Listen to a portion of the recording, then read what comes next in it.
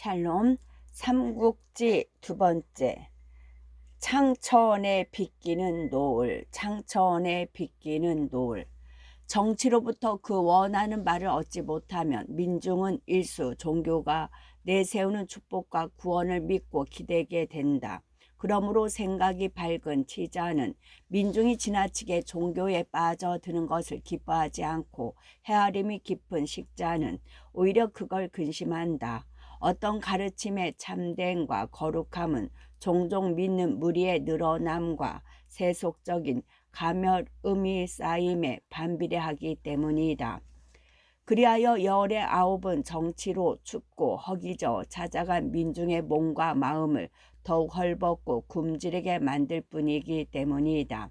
오랜 세월 사람들의 믿음과 우러름을 사온 가르침에서조차도 그 회당이나 사원이 가장 크고 화려하며 요란한 말과 몇 푼의 돈으로 구원을 사려는 무리가 가장 많을 때가 바로 그 가르침이 가장 썩고 더럽혀진 때와 일치함을 자주 볼 수 있으니, 하물며 출발부터가 세상을 속이고 사람의 눈과 귀를 홀리는 사된 가르침에 있어서랴. 후한도 저물어가는 영제 때의 세상이 또한 그러하였다.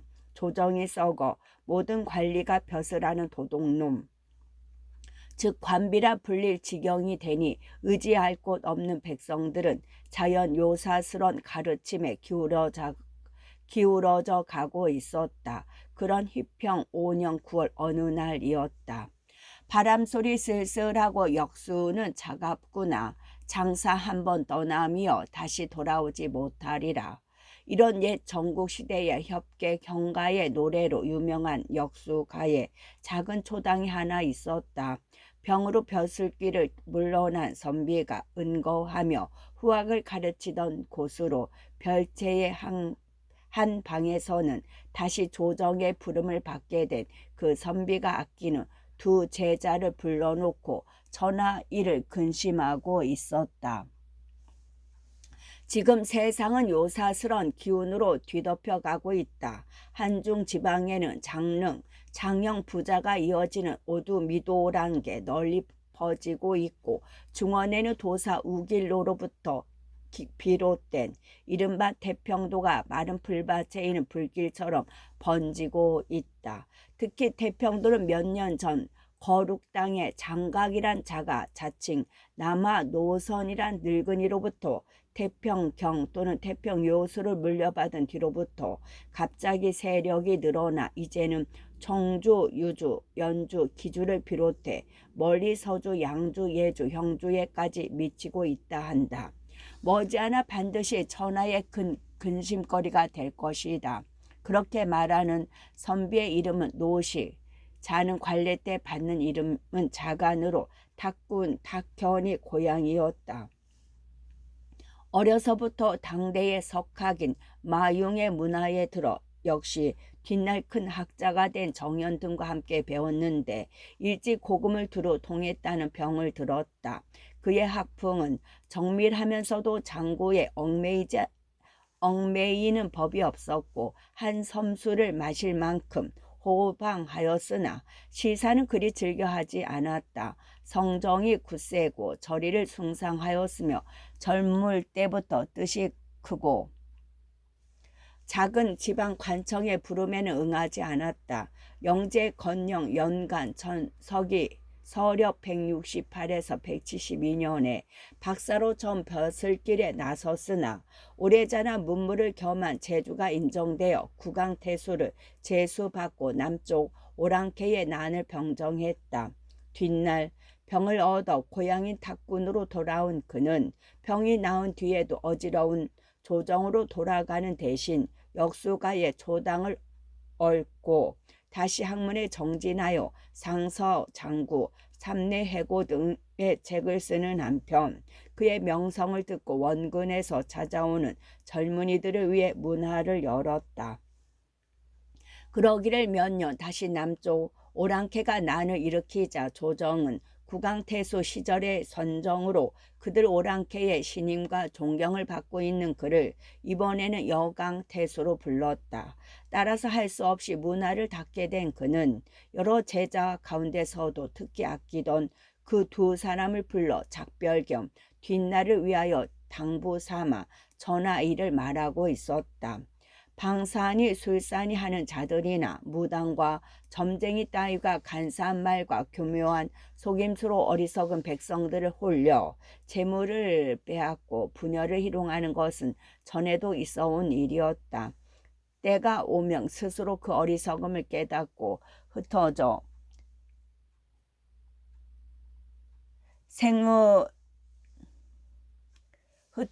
생업으로 돌아가려니와 오히려 전하를 위해 근심해야 할 염통과 창자의 병은 조정해 있지나 않았는지요.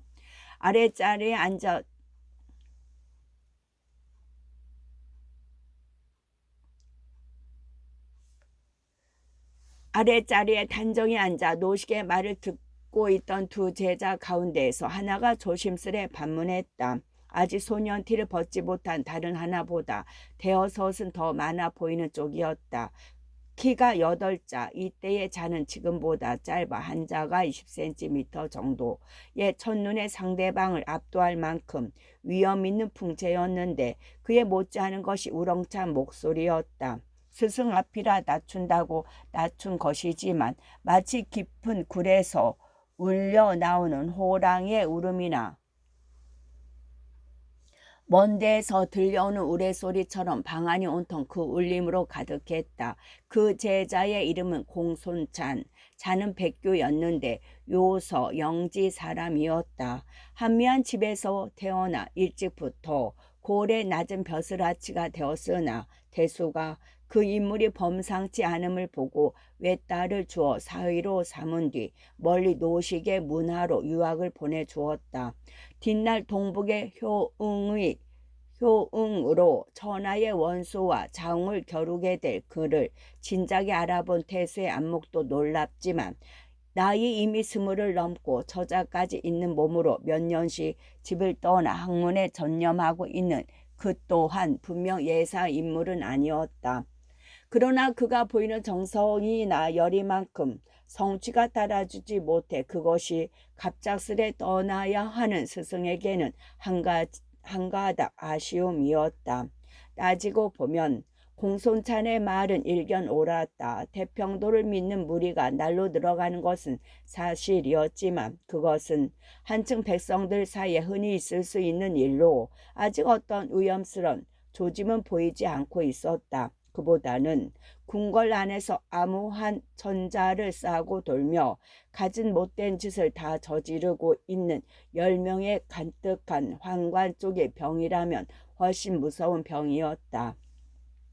하지만 그 같은 공손찬의 생각은 너무 단순하고 평범했다. 외척과 더불어 후한 사회를 안에서 무너지게 한 환관의 환은 이미 멀리 화제 때부터 시작되었다. 환관이 정사에 참여할 수 있는 것은 증상시가 되고 난 뒤인데 원래 넷밖에 두지 못하게 된 그 증상시가 10명으로 늘어나 황제의 신임을 받게 되면서 외척을 당할 만한 세력으로 자라난 탓이었다.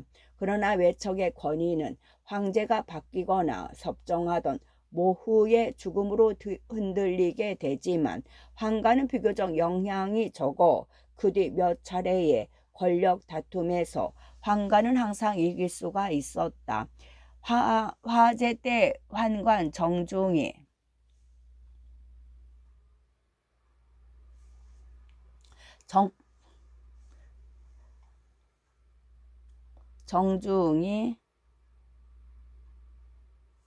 정권을 잡고 있던 외척 두시 일족을 죽이고 후에 봉해진 일이나 순제 때 손정 등 19명이 역시 외척 염현 등을 죽이고 열후가 된 일, 그리고 환제 때의 선초 당형 등이 대장군 양기를 자살케 한 것과 영제 때의 조절 등이 역시 대장군 두무를 자살케 한 것 따위가 그 대표적인 예였다.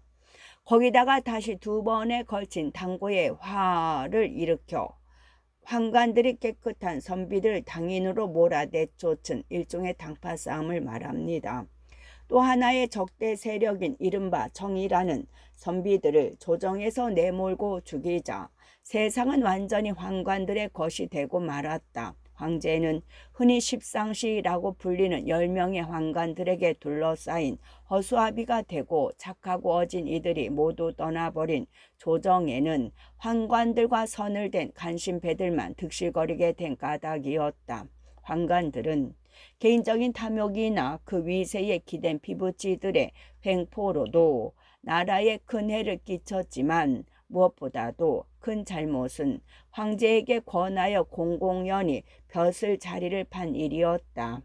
돈으로 산 벼슬이고 보니 모든 벼슬 아치들은 그 미천 뽑기에 바빠 심지어 어떤 곳에서는 세금이 한 해 수확량에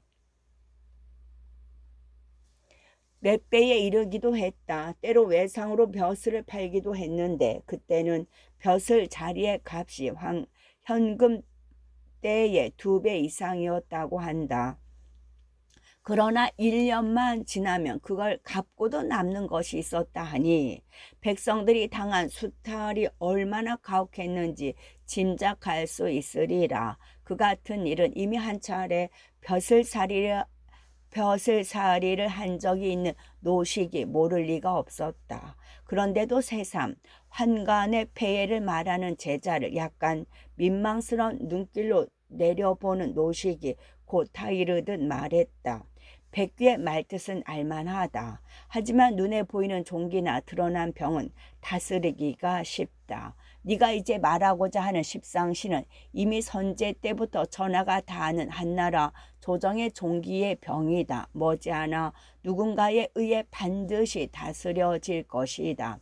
또 나도 지금은 여강 대수로 가지만 오래자나 조정의 부름이 있을 것이다. 듣기에 채용, 양표, 마일제, 한설 등의 뜻을 같이 하는 옛 벗들도 비록 동관의 한직이긴 하나 동관은 궁중의 장서각입니다.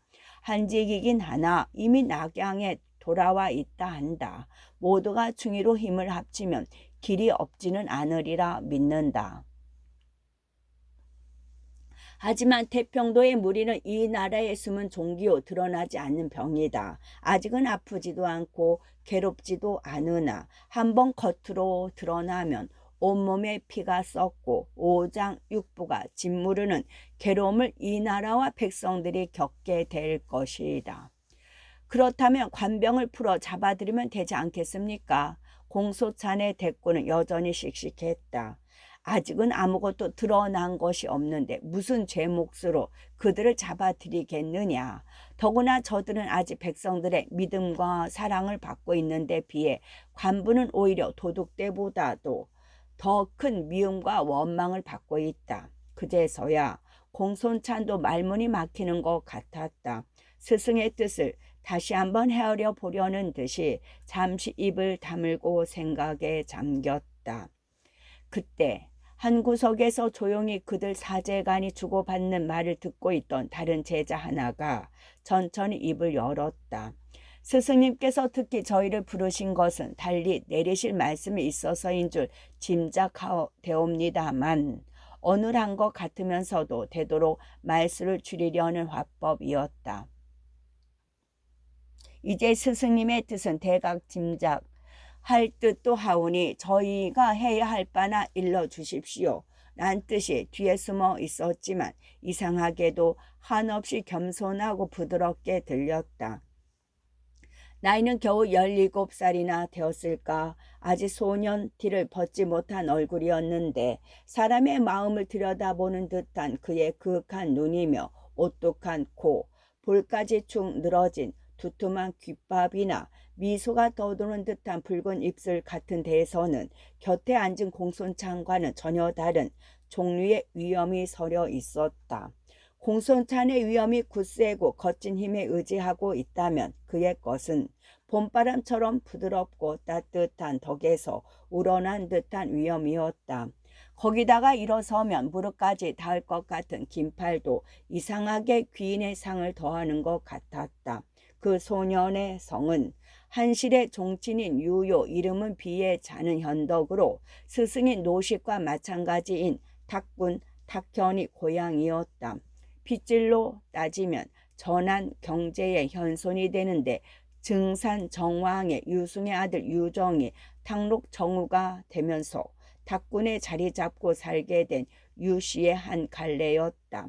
그의 조부 유옹은 효렴에 뽑히어 동군의 현령을 지냈고 효렴은 효자 염리의 준말로 인구 20만에 한 명씩 뽑은 일종의 관리 등용 제도입니다. 아비는 유흥도 대를 이어 지방 관리를 지냈으나 그가 어렸을 적에 죽었다. 그 바람에 홀 어머니의 밑에서 자라게 되니 자연살이가 어렸을 때는 신을 삼고 돗자리를 짜 살림을 돕지 않을 수 없었다. 그가 노식의 문화에 들어 배울 수 있었던 데는 어머니의 정성도 있었지만 그보다는 집안 아저씨 뻘되는 유원기의 도움 덕분이었다. 유비의 비범함을 보고 일찍부터 알게 모르게 도움을 주어왔던 그는 유비가 15아던 해 자신의 아들 유덕연과 나란히 노식의 문화로 유학을 보냈다. 제법 나이차가 남해도 유비와 공소찬이 형제처럼 마음을 터놓고 사귀게 된 것은 아마도 남의 도움을 받아 배움을 얻게 된 서로의 비슷한 처지 때문이었으리라. 유비가 오히려 나이든 공소찬보다 더 잘 자신의 속마음을 읽고 물어오자 노식은 대답 대신 잠시 미소와 함께 어린 제자를 바라보았다. 뜯어보면 뜯어볼수록 묘한 느낌을 주는 아이였다. 남달리 잘생긴 것도 아닌데 여러 제자들 사이에 끼어 앉아 있으면 무슨 환한 빛이라도 둘러싸인 듯 한눈에 드러나는 얼굴이었고 7자 5치의 키도 10자가 넘는 다른 제자보다 더 우뚝해 보였다. 배움에 있어서도 마찬가지였다. 남다른 재주가 있는 것 같지도 않고 그렇다고 힘써 서책에 매달리는 것 같지도 않았지만 대강을 이해하는 데는 누구보다 빨랐다. 거기다가 더욱 알 수 없는 것은 사람과의 사귐이었다. 보일 듯 말 듯한 온화한 미소뿐 지나치리만큼 말수가 적고 움직임에도 애써 남의 비율을 맞추려 들려는 흔적이 보이지 않았지만 그의 주위에는 언제나 그와 사귀기를 원하는 동문들이 몰려 있었다. 뿐만 아니라 가르침에 엄격하여 제자들 앞에서는 좀채 웃음을 보이지 않는 노식 자신마저도 그 어린 제자만 대하면 까닭없이 샘솟는 애정과 기대의 절로 미소를 짓게 되고 마는 것이었다. 잘 닦고 다듬으면 전하를 담을 만한 그릇, 어쩌면 내 삶이 뜻대로 이루어지지 못한다 해도 이 아이를 가르친 일 하나만으로 충분할는지 모른다. 그것이 유비를 대할 때마다 느껴지는 노식의 확신에 가까운 예감이었다.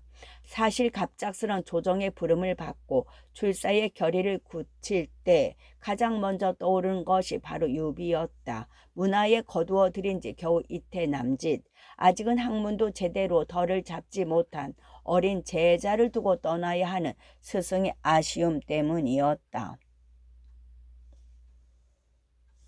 무릇 권세란 재물과 같아서 위로 높은 묘당의 것이건 아래로 낮은 민초들 사이의 것이건 가지면 가질수록 더 많이 가지고 싶어지는 법이다. 이미 말했듯 태평도의 무리 역시 지금은 백성들 사이에 사사로운 믿음으로 행세하고 있지만 이대로 세력이 불어나면 머지않아 생각이 달라질 것이다. 처음에는 따르는 무리만으로 만족할지 모르나 차츰 힘이 생기면 관부를 얕보게 되고 마침내는 천하를 넘보게 될 것이 뻔하다. 실로 이 스승이 근심하는 바다. 노식은 유비의 물음에 대답하는 대신 다시 태평도에 관한 얘기를 시작했다. 그 태도로 보아 겉으로는 세상 일에 무심한 채 학문에만 전념하고 있었던 것 같은 그 몇 년 동안에도 실은 백성들 사이에서 일어나고 있는 일에 세심한 주의를 기울이고 있었음에 틀림없었다. 유비는 여전히 입을 다문 채 스승의 다음 말을 기다리고 있었다. 하기야 전에도 이런 무리가 없었던 것은 아니다. 그러나 이번은 경우가 다르니 그것은 무엇보다도 저들의 가르침이 그럴듯하고 백성을 홀리는 수법이 참혹 절묘하기 때문이다. 저들은 노자의 가르침을 빌려와 그 현모함을 꾸미고 병을 치료하되 부적 태운 재를 탄 물을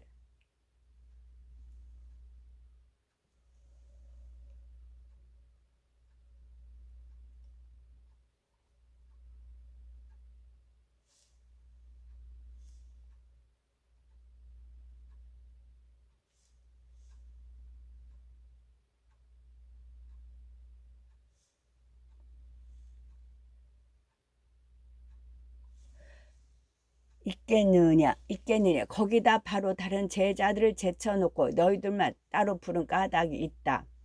너희 둘은 책 읽기를 즐겨 경전의 장구에도 밟지 못하고 시사에 빠져 문장을 곱게 다듬지도 않았다. 배우는 자로서는 마땅히 그 게으름의 벌을 받아야 하나 내가 크게 너희를 꾸짖지 않은 것은 그래도 너희가 배움의 큰 가지와 줄기는 항상 잡고 있기 때문이며 시절 또한 장부의 장구에 매달리고 시사나 읊조리며 분할 수는 없게 되었기 때문이다.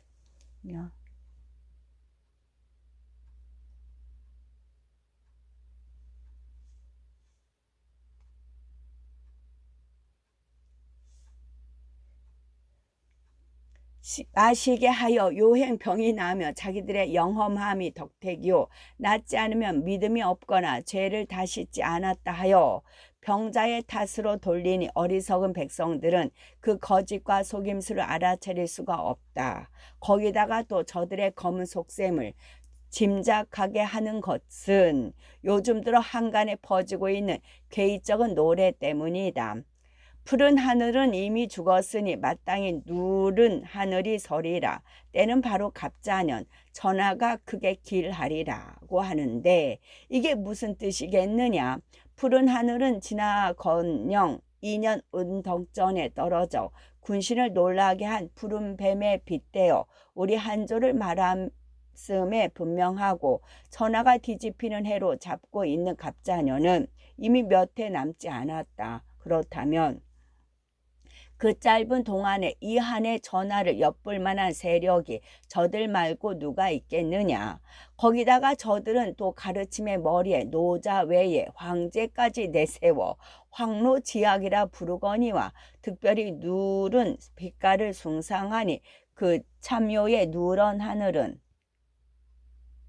저들 스스로를 가리키고 있다고 보아 크게 들리지 않을 것이다. 그렇다면 저희가 해야 할 바는 무엇이옵니까? 그제서야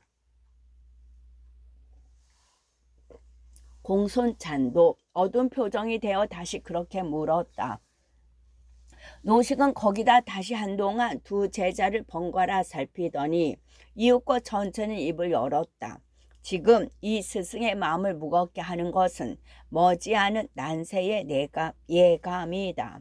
사람들은 오래전부터 난세를 말해왔으나 내가 보기에 지금까지는 그저 여러 조짐일 뿐이다. 진정한 난세가 오면 그 참상은 말과 글로 그려낼 수 있는 바가 아닐 것이다.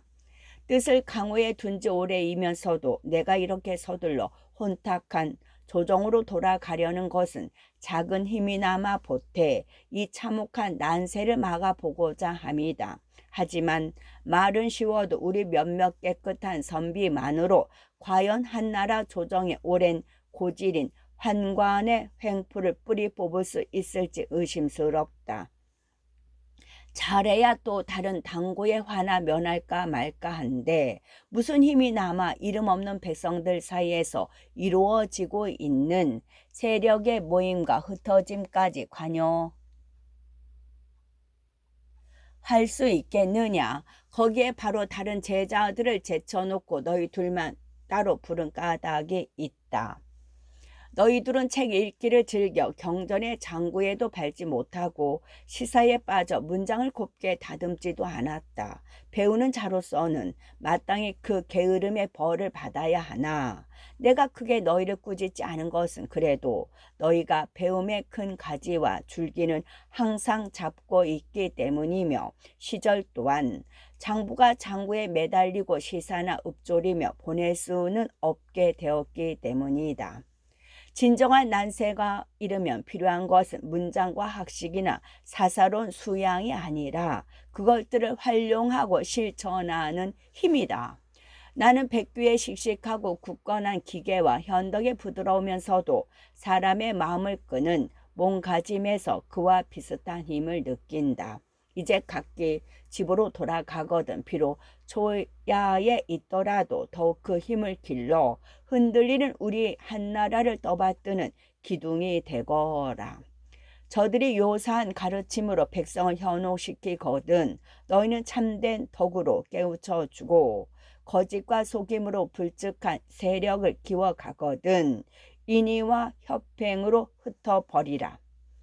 이미 한 해 전하는 100사람의 벼슬아치보다 한 사람의 옳은 선비가 더 많은 백성을 보살필 수 있는 세상이 되고 말았다. 이게 너희에게 특히 일러주고 싶던 말이었다. 그 뜻을 알겠느냐? 노식은 이렇게 말을 맺고 둘을 바라보았다. 믿음보다는 막연한 기대에 찬 눈길이었다. 네.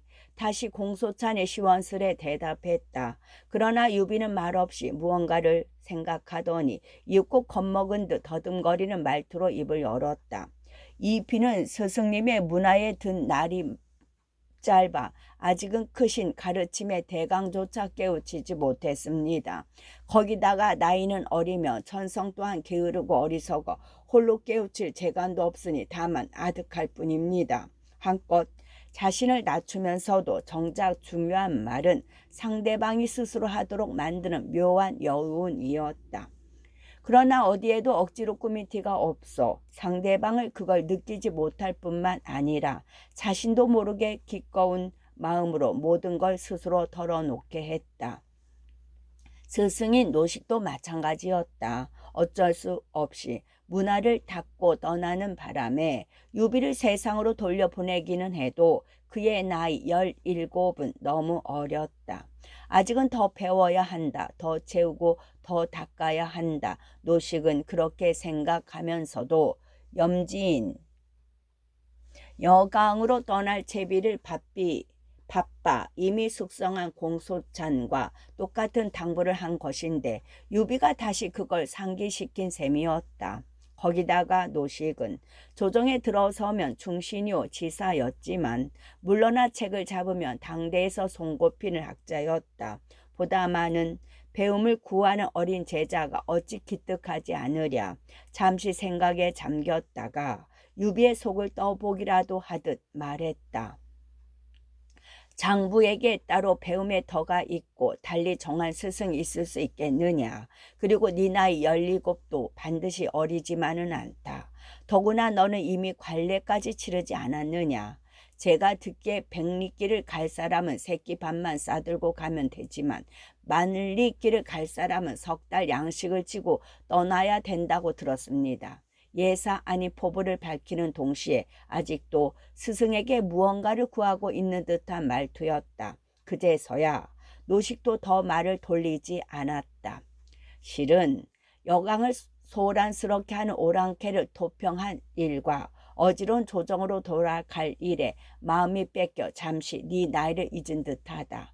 스스로 행도하기에 모자람이 있다고 느낀다면 달리 스승을 구해 그 모자람을 채우는 일도 오르리라. 내가 알기로 지난날 나와 동문수학한 정강성, 정현의 자이 아직 수백 문도와 함께 향리에 머물고 있다고 한다. 여기서 길이 멀지만 네가 굳이 더 배우기를 원한다면 그에게 너를 추천하는 글을 써주겠다. 조금 전 백규와 너에게 한 당부는 마음에 새겨 잊지만 않으면 된다. 노식은 유비가 입 밖에 내지 않은 청을 스스로 헤아려 들어주었을 뿐만 아니라 세상이 모두 우러러보는 스승까지 소개해 주겠다고 나왔다. 정현은 뒷날 학문만으로 공의 칭호를 얻고 그 고향 땅은 정공양이란 이름을 얻었으며 그 덕을 기르기 위해 생전에 이미 통덕문이 세워졌을 정도의 대학자였다. 그가 크게 일으킨 훈고학은 송대 주자학에 이어 명대 양명학, 청대 고증학으로 이어가는 중국 유학의 정맥이 된다. 듣고 있던 공소찬도 슬며시 욕심이 일어 유비와 함께 정연에게 청거해 줄 것을 정했으나 노식은 그걸 허락하지 않았다. 백규는 이미 나의 문화에 든 지 여러 해 되었으니 그만 요서로 돌아가도록 하라.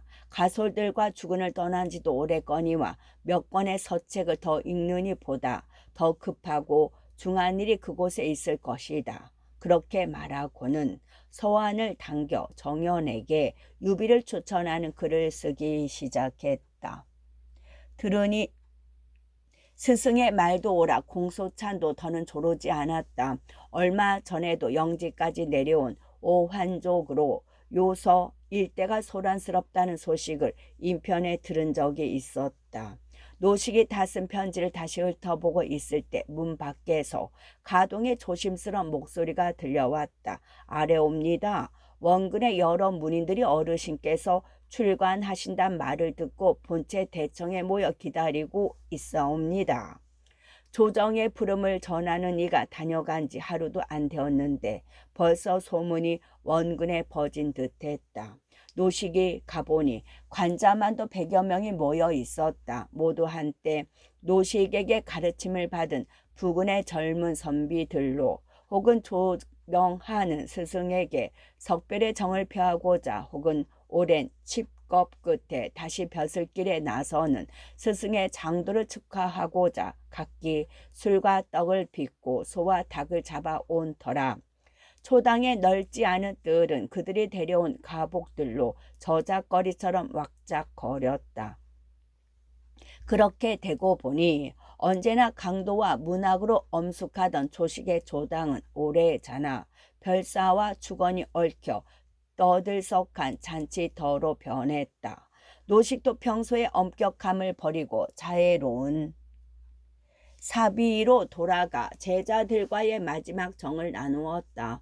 제자들이 한 차례로 올리는 잔을 한 잔도 사용하지 않았을 뿐 아니라 칠연금과 축에 맞추어 전에는 입에 담지 않던 시사까지 읊조렸다.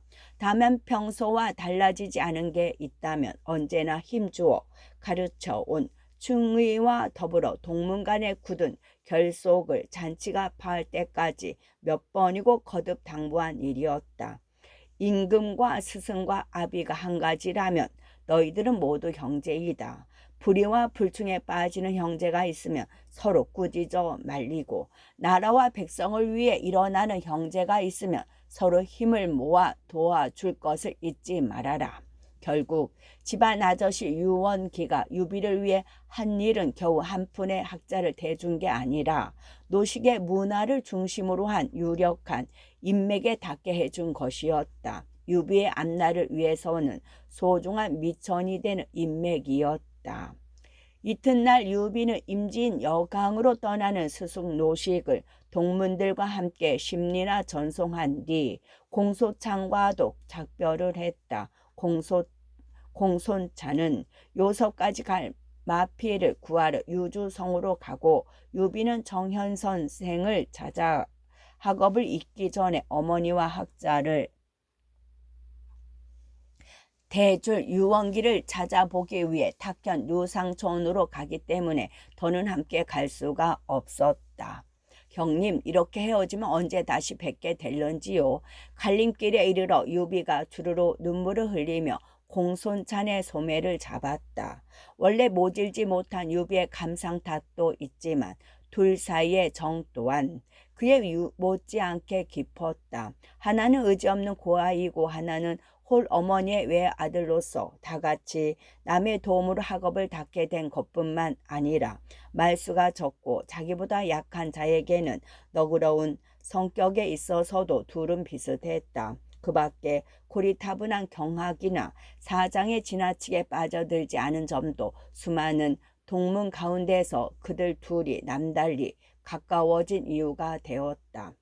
따라서 나이 차이가 대여섯이나 되는 데다 하나는 관례조차 앞당기고 집을 나선 소년인데 비해 하나는 이미 성혼하고 지방 관리를 지낸 경험까지 있는 청년이었음에도 둘은 누구보다도 가까운 사이가 되었다. 나이든 공손찬이 좀 단순하고 직선적인 데 비해 어린 유비 쪽이 오히려 생각 깊고 우회적인 것이 나이에서 오는 어떤 거리감을 좁혀준 까닭이었다. 거기다가 사이가 가까워질수록 얘를 잃지 않고 손위인 공손찬을 깎듯이 형님으로 모시는 유비의 겸손한 몸가짐도 묵뚝뚝한 공손찬의 마음을 움직여 그 무렵 둘 사이는 피를 나는 형제나 다름없었다. 마음이 굳기로 철석 같다는 공소찬도 그런 유비의 눈물을 보자 역시 눈시울이 불그레해지며 유비의 두 손을 마주 잡았다. 아우, 너무 상심 말게. 만난 자는 반드시 헤어지게 되어 있는 법이라면 헤어진 자는 또한 반드시 만나게 되어있지 않겠나. 뵙고 싶어도 요소 땅은 이곳에서 수백 리 산과 들이 첩첩이 가로막혀 있으니 그렇지만 날랜 말로 달리면 하루길일세. 거기다 그곳에는 오완에 좋은 말들이 많으니 아우가 그리울 때는 한달음에 달려오겠네. 학업이나 빨리 끝내고 돌아와 있게. 저도 언제든 형님이 뵙고 싶으면 그리로 달려가겠습니다. 그것도 좋지. 아니 모든 것이 똑같지 못하면 차라리 그리로 옮겨오게. 그곳은 변방이라 선비며 오한 같은 오랑캐 무리가 수시로 넘나드는 거친 곳이지만 그만큼 장부의 뜻을 벼볼 만한 곳이기도 하네. 거기다가 이 형이 비록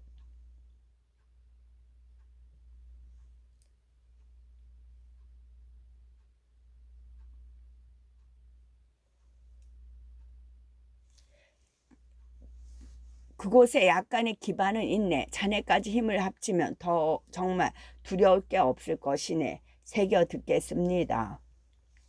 하지만 뒷날 그들이 맺게 될 깊고 오랜 인연에 견주어 보면 그 이별은 기실 잠깐 동안의 나눔에 지나지 않았다.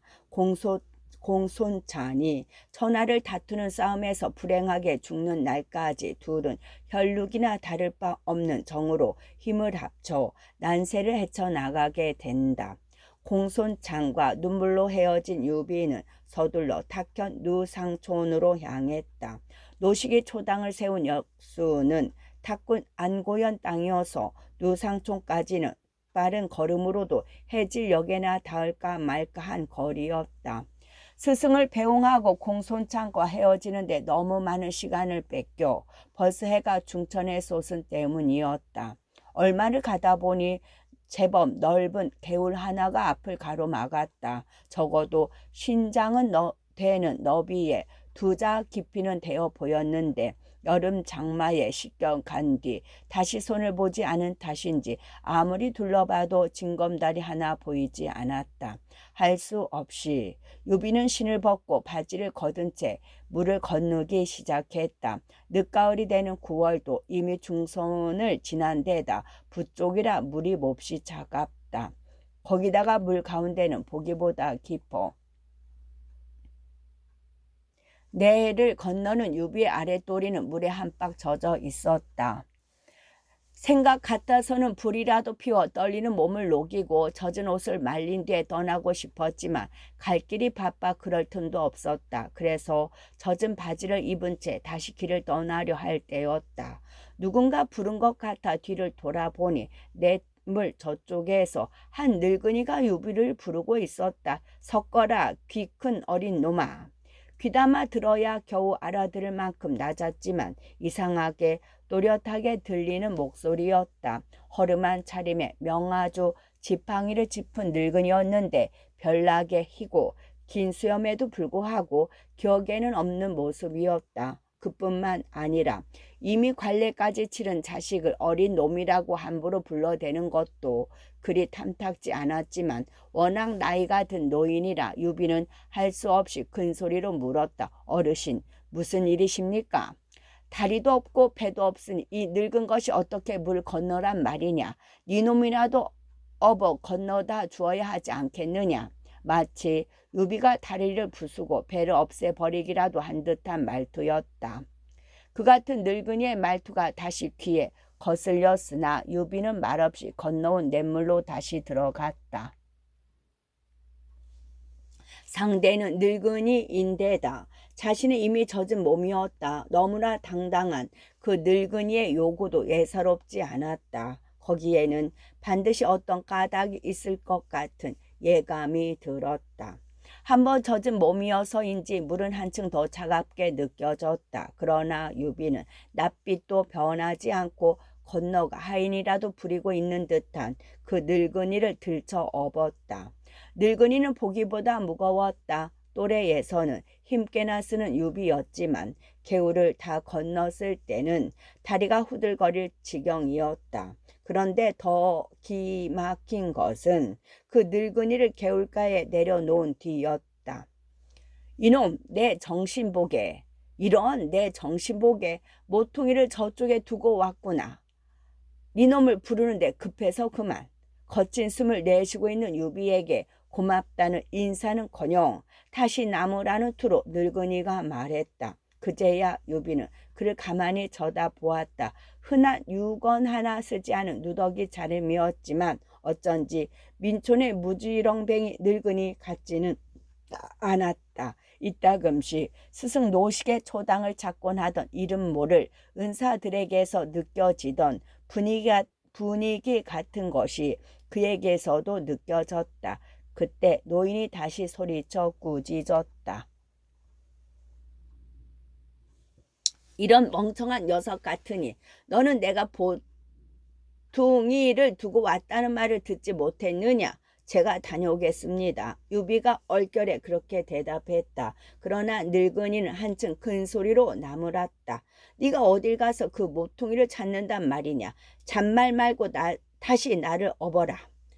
그러자 어지간한 유비도 은근히 부하가 일어났다. 일부러 사람을 괴롭히려 드는 듯한 느낌마저 드는 탓이었다. 거기다가 더 이상 그곳에서 지체하다가는 저물기 전에 집으로 돌아갈 수 없을 만큼 길도 바빴다. 그러나 유비는 다시 말없이 그 늙은이를 업었다.